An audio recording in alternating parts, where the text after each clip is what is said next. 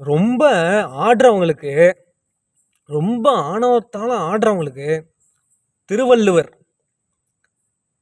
உலகத்துக்கே பொதுமறை தந்தவர், உலகத்துக்கே சூப்பர் ஸ்டார், உலகத்துக்கே அல்டிமேட் ஸ்டார், தெய்வ திருமகன், மகா ஞானி திருவள்ளுவர் ஒரு குறள்ல சொல்றாரு, ரொம்ப ஆடுற, ரொம்ப குதிக்கிற, ஆணவத்தால, அதிகாரத்தால, ஆள்பலத்தால, திமிரால, அகம்பாவத்தால ரொம்ப ஆடுற, ரொம்ப குதிக்கிற.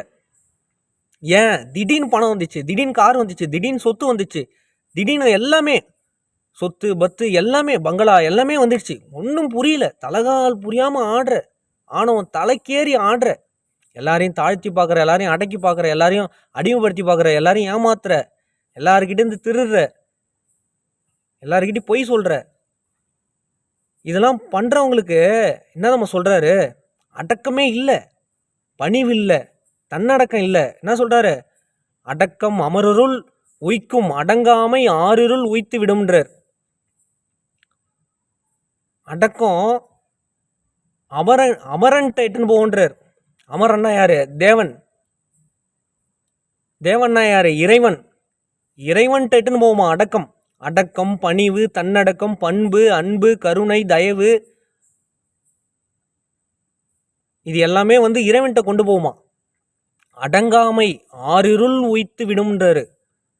அடக்கம் இல்லை, பணிவு இல்லை, தன்னடக்கம் இல்லை, இதெல்லாம் இல்லாதவனுக்கு எல்லாரையும் ஏமாத்துறான், எல்லாரையும் திருடுறான், எல்லாரையும் எல்லார்கிட்டையும் பொய் சொல்கிறான், எல்லாரையும் அடக்கி பார்க்குறான், ரொம்ப ஆடுறான், ஆணவத்தால், திமிரால, அகம்பாவத்தால் ஆடுறான்.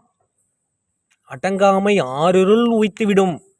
ஆறில்னா ஆழ்ந்த இருளுக்குள்ள நீ தள்ளப்படுவன்றார், நரகத்துக்கு போவன்றார், நரக வேதனைப்பட்டு சாவனன்றார்.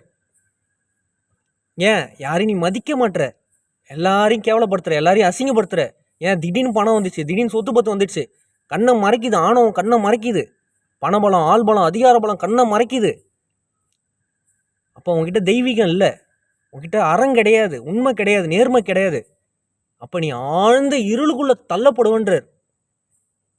அப்ப அடக்கம் அமரருள் உய்க்கும்ன்றாரு.